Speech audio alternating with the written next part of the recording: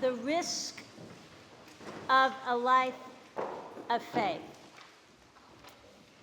We see it today. Abram was called by God to go forth, far from kindred, from his father's house, into an unknown land by faith. Not knowing where he was going, he went. And then we have Nicodemus. Nicodemus, a teacher of the law. He went to Jesus by nighttime so as not to be seen. He didn't want anyone recording him with their iPhone. Nicodemus is earnestly seeking not only answers from Jesus, but what he is seeking is a playbook, a guidebook, a sort of primer on a life that he could see was bound up in God. And Jesus, rather than enumerate a list of things that Nicodemus needed to do, instead Jesus talks about birth. He talks about the wind blowing where it wills.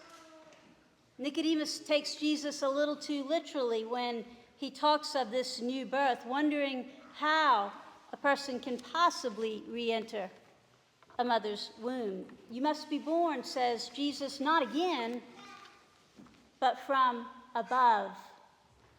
That is, as the Greek would have it, from top to bottom. To be willing to see from a perspective other than your own. To be willing to be open to change and growth. To be willing to say, even on occasion, I don't know. Years and years ago when I started out as a young teacher, those were the three most important words that I could possibly learn. I don't know. Let's study it. Let's learn it together. This quest we see for truth in Nicodemus, even though he's certainly not sure about any of it. A search for truth always leads us beyond ourselves. A search for truth is but a search for God, who calls us out of perceived comfort into new life.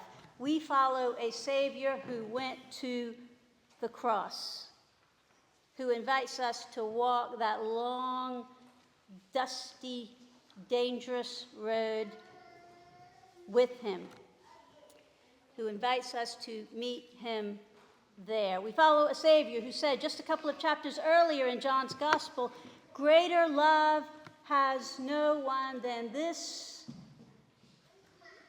to lay down one's life for his friends. It's certainly what our own Bishop William Alexander Gary, father of the longtime rector of this parish, it's what he did back in 1928, isn't it?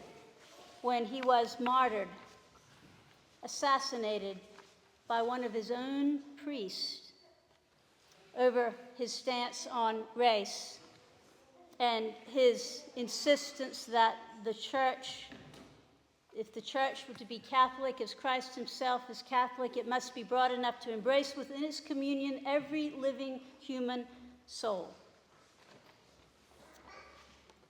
We have, you might not be surprised to hear, a number of baptisms scheduled for Easter season.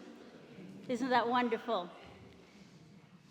And together, parents, godparents, families, we will renew our own baptismal covenant, and we'll vow to respect the dignity of every human being. That's it. That's the truth and crux of our faith. Love of God, love of neighbor. Truth, Bishop Gary once said, is not something finished and mechanical. Truth is organic and living, like that tree of life growing by the banks of the river of life, and its leaves were for the healing of the nations. Truth as Gary also said, is worth struggling for. Truth, healing, and hope are worth struggling for. The risk of a life of faith is none other than the risk of love, the very risk of incarnation. So what does all this mean for you and for me in our time as we make our way in a world of increasing turmoil? I've been thinking this week about the words of the current Bishop of New Hampshire, a man by the name of Rob Hirschfield. And he said a few things a few weeks ago. And Bishop Hirschfield, I don't know him personally, but from what I understand from folks who were in his parish once upon a time, that he's thoughtful, he's introverted, and he said this. He said, "We are engaged in a horrible battle that is eternal, that has gone on for millennia. The message of Jesus' love, compassion, and commitment to the poor, the outcast, was immediately compromised as soon as the Christian church became linked to empire, way back in the time of Constantine. Our struggles are nothing new." He goes on to say, "We've lost that voice, and we're now, I believe, entering a new time, a new era," he says, "of martyrdom." And martyrdom is simply witness. He says, "I've told the clergy that we may be entering into that same witness. I have asked them to get their affairs in order. I've asked them to make sure that they have their wills written, because it may be that now is no longer the time for statements, but for us, with our bodies, to stand between the powers of this world and the most vulnerable." We'll come back to Hirschfield in just a minute, but is it any wonder that we have a shortage of Episcopal priests in the church today? When this is the call. This has always been the call. He goes on to say, "It may mean that we're going to have to act in a new way that we have perhaps never seen in our lifetime, to put our faith in the God of life, of resurrection, of a love that is stronger than death itself. Those of us who are ready to build a new world, we also have to be prepared if we truly want to live without fear. We cannot fear even death itself, my friends. And that," he concludes, "is the stark truth of my faith." The stark truth of our faith. The beauty and the wonder. The bittersweet road to the cross. It's the risk of a life of faith. John does not tell us today whether Nicodemus chose to follow Jesus. We're left to wonder.